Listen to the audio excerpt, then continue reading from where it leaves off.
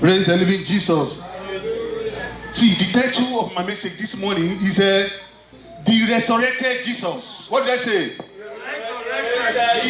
The resurrected Jesus. I want to say one more time. The resurrected Jesus. See, I want to pay attention to this study. Please don't let anything distract you. I want to pay attention. You see, why I'm saying you pay attention is that I discovered that the understanding of the scripture, please listen to this point I'm saying. Your understanding of this topic determines our effectiveness as Christians. You see, the understanding of this topic determines our effectiveness. You see, many people they find it difficult. Why is it? Some people they look at me, they say, how is it? How are you able to do this thing? How are you able to live this life? It's because of the understanding of this topic. You see, it's a very wide topic, and you see, in the course of this study this morning, permit me to read the scripture because of the time that's given to me. Because it's not what I'm doing in the series. The last topic that was shared was the sacred place of the Most High. So I want to continue. I don't want to leave it. So that is why, if this is on a series, I'm still going back to it. It's one of the lectures I shared the first time I came to the church. The new life in Christ. You see, I did a study about that course, and it has been working for me. So I want to pay attention as I go on in the study this morning. You see, if you understand what the Bible is saying about resurrection, it will be easy for you to live the life of the Christianity. This Christian life will be easy for you to live. You see, I want to follow. You see, for those of us that were around on Friday, I've started this study on our Friday class. So those people that will enjoy the class faster, they will be able to connect from where I stopped that time. Praise the Lord. You see, the resurrected Jesus. You see, there is difference. I want to note this point. I'll be able to share it along the course. You see, there is difference between the Jesus that died and the Jesus that resurrected. They are not the same. The Bible shows us clear that the Jesus that died and the one that resurrected, they are not the same. That was why I titled it the resurrected Jesus Christ. You see, some other times before the end of the year, I will go back to it so that I can give us some details. But today, I'll just do some summary because of my time.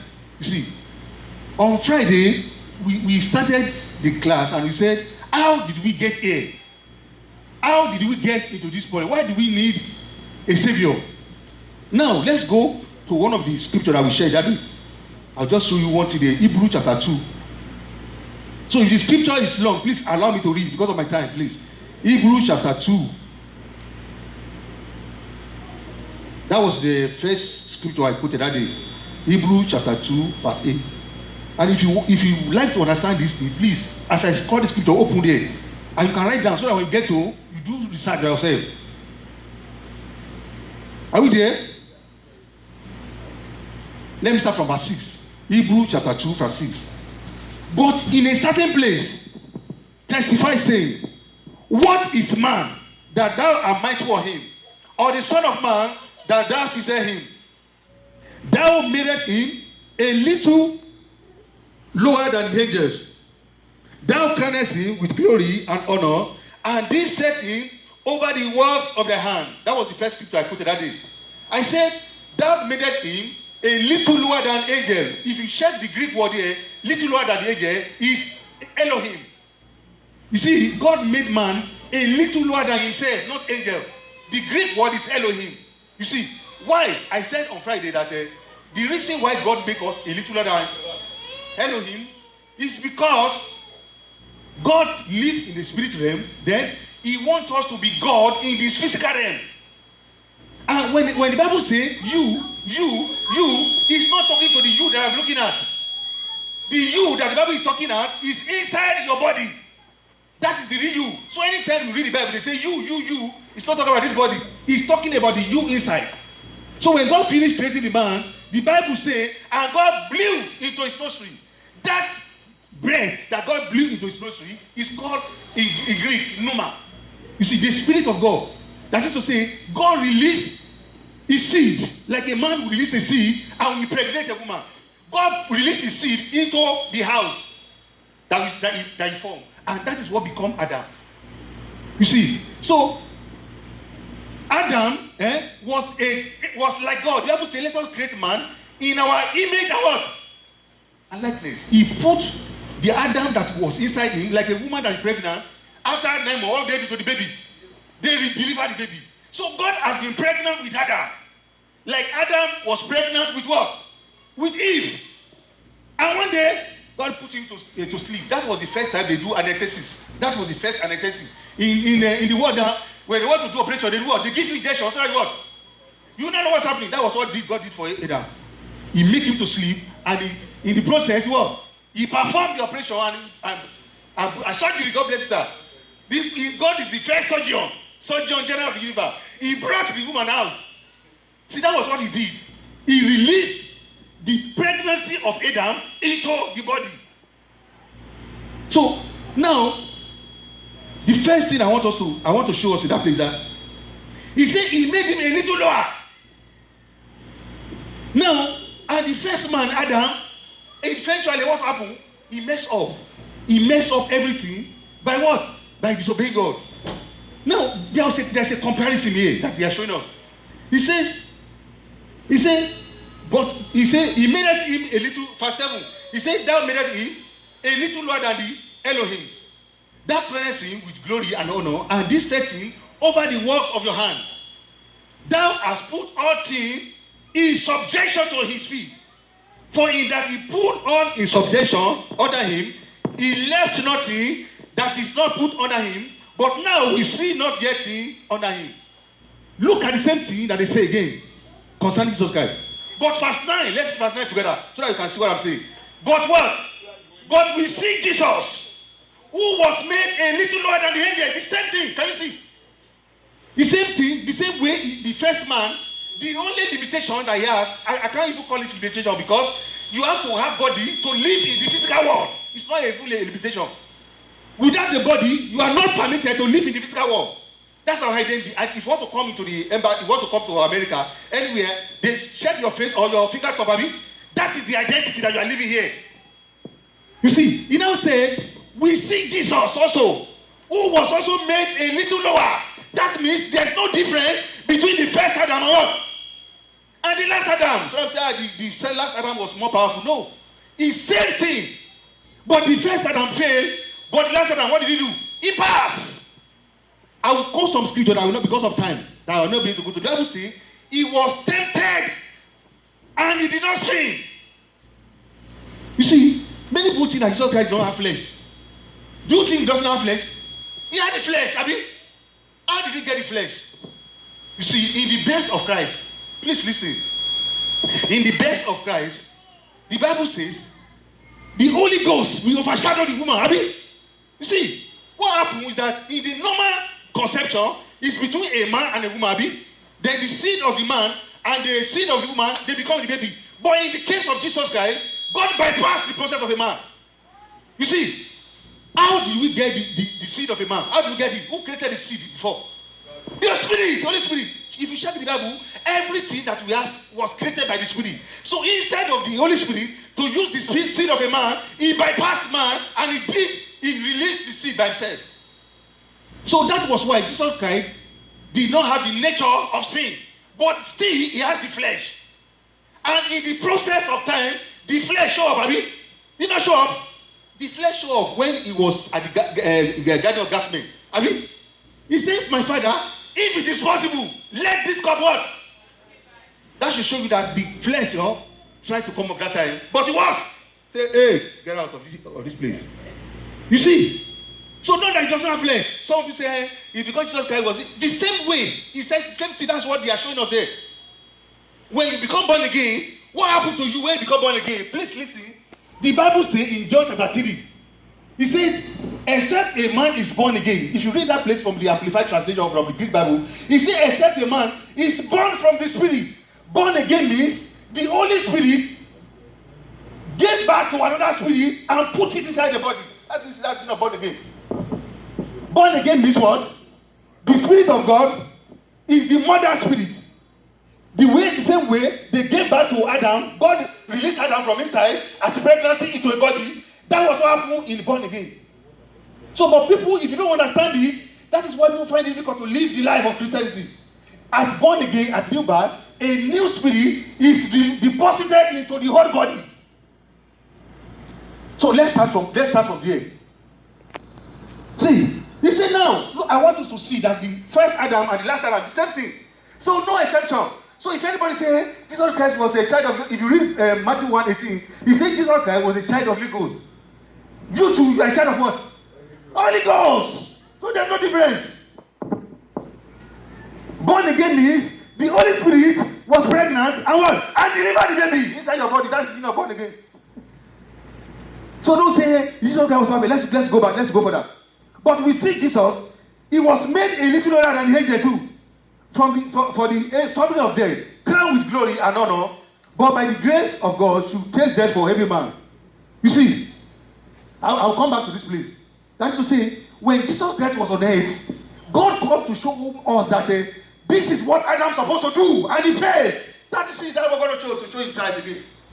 This is even in Adam's time, when it was Adam's case, the flesh was not a problem at that time. I mean, there was no problem with flesh. It was in Jesus Christ that the flesh was a problem.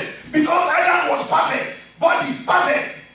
There was no plan that the body would die. If you read Ecclesiastes 3 from verse 14, the Bible says everything that God created, they were created to last forever. That's what the Bible says. So that means your eyes is made to stay like that forever. Your lungs is made to do what? To stay like that forever. Your heartbeat is supposed to stay like that forever. Every part of the body, there is no part that should fail according to what God did. But what happened? It was as a result of what? The sin of the first man. Let's look at two scriptures. Let's first of all go to 1 Timothy 2. 1 Timothy 2, 5 and 6. 1 Timothy 2, 5 and 6. Are we there? He said, for there is one God and one what? Mediator between God and man. The man Christ Jesus. You see, he was a man like you and me. To show us that whatever Jesus Christ did that time, it is possible for you to do it if you are what? If you are born again. So when you see people, they say, some people wonder, how possible? How are you able to do this? How are you able to live the life of scripture? Because I understand the meaning of born again. If you don't understand it, you will never live the life. You see, the difference between Jesus and us is that Jesus is the firstborn in the family, in the new family. Adam, some of us that believe in generational curse, you go from mountain to mountain, generate curse, breaking curse. Let me show you one scripture. Isaiah 53. Some of these, I'll just paraphrase them because of the time I have. Some other times, we have time to come and I will give us details of this thing from even the Old Testament down to the New Testament. Let me just paraphrase some of them because of time. Let's go to Isaiah 53. I want to show you what God was even trying to do. Isaiah 53. I was supposed to read the whole place, but see. Let's go to, let me read verse 7 and 8. I will just pick there. He said, Isaiah 53 verse 7 and 8. He said he was oppressed, he was afflicted, yet he opened not his mouth. He is brought as a lamb to the slaughter, and as a sheep before a shearer in dung. So he opened not his mouth. He was taken from prison and from judgment. And who shall declare his what? Who shall declare what? His generation. Adam led a generation of failure. You see, he walked from life to death by disobedience. Jesus Christ came now to lead another generation. So if they tell you, somebody they used to say, I don't know that man from Adam. They say, I don't know him from Adam. You ask the person, which Adam? Is he from the first Adam or what? Or the second Adam? Because as far as God is concerned, the case of the first Adam has been settled. There was a replacement for him. So if you say you don't know me from Adam, I will ask you, which Adam are you referring to? Is it the first Adam? Because now I am born after the second and the last Adam. That's born down again. Do you see the point now? So if you say there is a generational curse and you are born again, where do you get it? Is it from Abraham or Jesus Christ? Because in this new family, there is no what?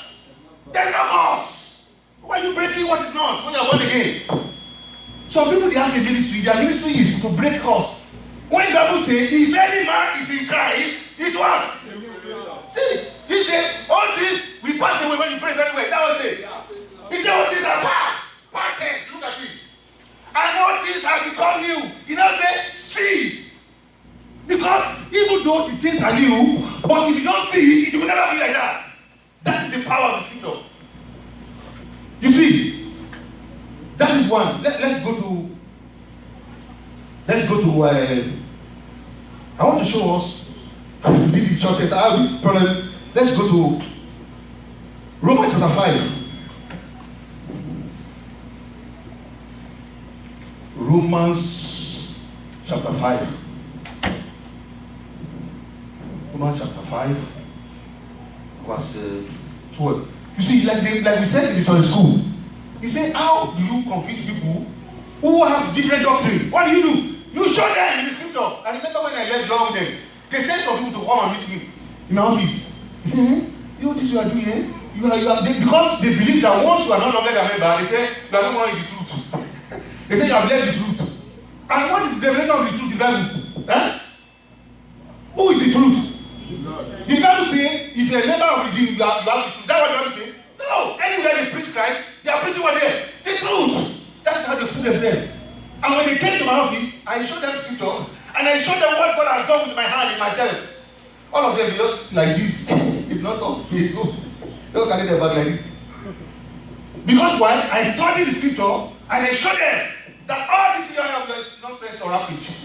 See, let's go to Romans chapter 5. I want to show you something today. Quickly. Romans chapter 5, verse 12. Are we there? He said, wherefore, as by one man sin entered into the world, and death by sin, and so death passed upon all men, for all men are what? Have sinned. See, for until the law, sin was in the world, but sin was not imputed when there's no law. I want to look at one point here. The problem of sin, two things about sin that you need to understand that is causing problem for people that have discovered is that the issue of sin is not there are about two things from this place. The first one is the nature of sin, and the second one is the act of sin. The death of Christ came to solve the two problems. But many people, the only one that they think is solved is the act of sin. And you can never stop the act of sin if you don't stop the nature of sin that produces it.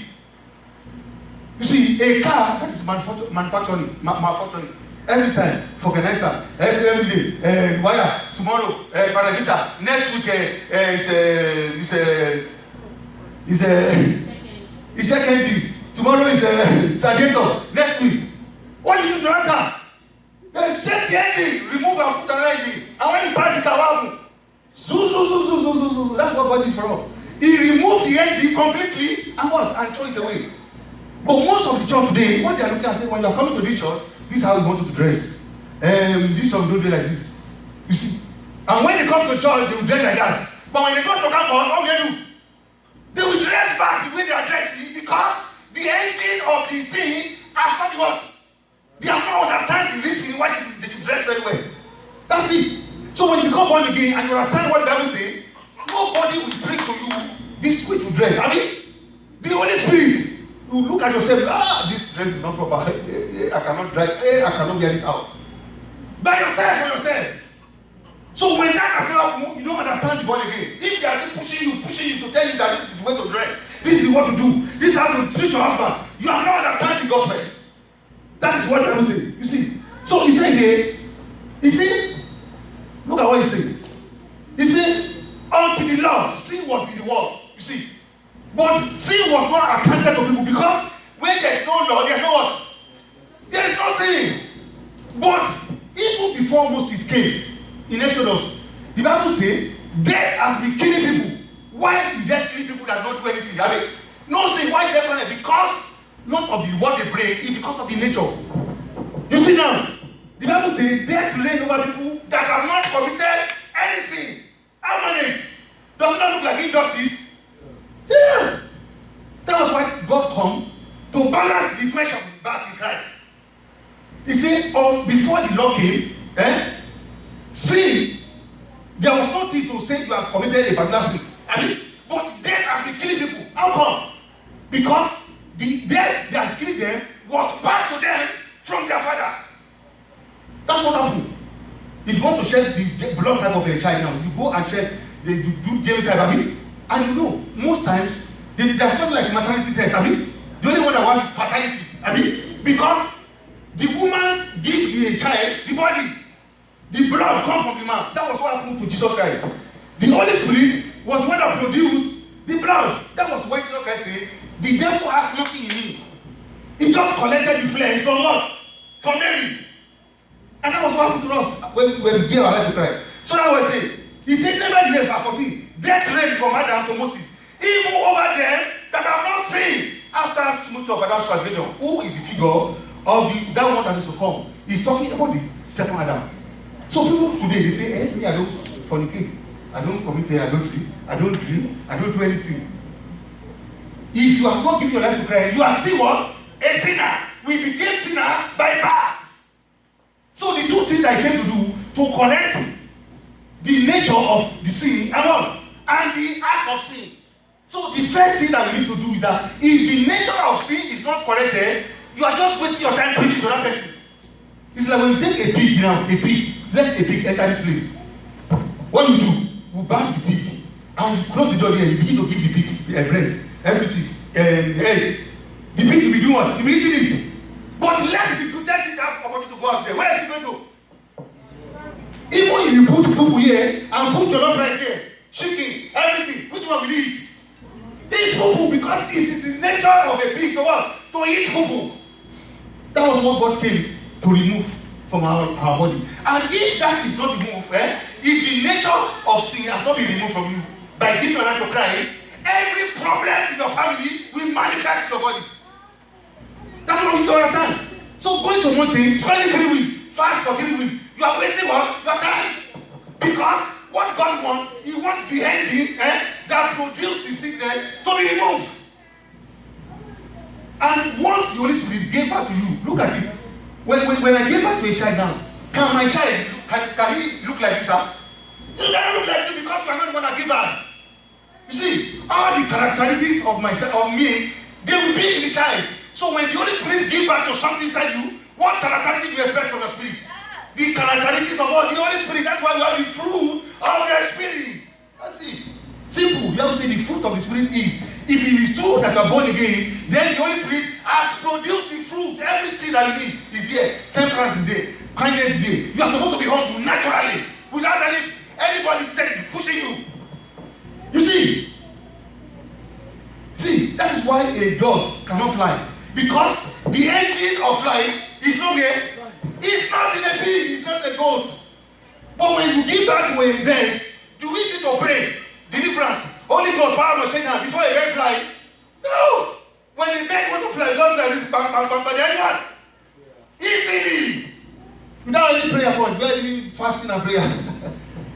That is what many people has got wrong. See, let me just finish one point here. I don't have enough to finish it. You see, that was the problem. You see, because of the sin of one man, because of the sin of just one man, sin came upon all without doing anything wrong. So God now said, okay, let me come back and do this all today and correct it.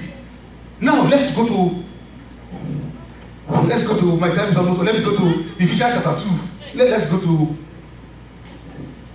Let me show you a scripture, one more scripture. We'll see that this is right down. When you get to check it, Ephesians 2:1. Well, let me read it here. Because my time is almost. Ephesians 2:1. You see, the understanding of this topic, Apostle Paul understands it so much. He dealt with it. It's a very, very wide topic. By the time we come to the end of this topic, you will see that naturally there will not be fight. Naturally, you will see it will be easy for you to live this Christian life. That's what I understand. See, Ephesians chapter 2, verse 1. Are we there? Yeah. You see, he was talking about the past, not now. Anytime you are reading the Bible, check whether he's talking about the present, about the past, about the future. Like I quoted the other time, say, if any man is in Christ, he is. It's not to say he will be. It doesn't say when you pray very well, you read the Bible very well, you attend Bible class, then you go, no, he is a present continuous tense. Now let's look at this place. And you are the wicked. Wicked means he brought back to life. Who were dead in trespasses and sin. Wherein in time past, ye walked according to the course of this world, according to the prince of the power of the air, the spirit that now operates worketh in the children of disobedience. Verse 3, let's back to it together. Among whom we had our conversation in time past, in the lust of flesh, fulfilling the desire of the flesh and mind, and they by nature children of wrath. That is the problem of man. See, you are by nature, by birth. By birth, we are condemned. We are doomed by birth. That is the nature of anybody that has not accepted Christ in their life. Some people, they have to be afraid. Say, hey, forgive me, my man. Hey, alaye me, Bobo. And this person is not what? He's not born again. You are working with a dead person. The Bible says anybody that does not have Christ is what? Is dead. If your husband does not have Christ, your wife does not have Christ, you need to cry. And what? Go to fasting and pray. Because this guy or this woman is doomed. If your mother, your parent, I do have many of them in my family. I waited and I cried for them. Because the Bible says they have been disconnected from God. No internet service, everything has been cut off. So when you give your life to Christ, your internet is what? Restored. God can enter. If your phone is cut off, you cannot do WhatsApp. Phone, even GPS will not work. That is the situation of anybody that does not have Christ. See, maybe I will have some other time to say, I want to show us the difference between the Christ that died and the resurrected one. Let me just quote one more scripture of God. Let's read Romans chapter 8. I will close down. Romans chapter 8. You see, next time I will show how God connected it. Our time is covered. Let's Romans chapter 8. Let me just show you this point, so that we know that we are supposed to be very serious with our Romans chapter 8 verse 19. What Adam did and what Christ came to do. Romans chapter 6, 8 verse 20. Are we there? Romans 8 chapter, let me start from 19.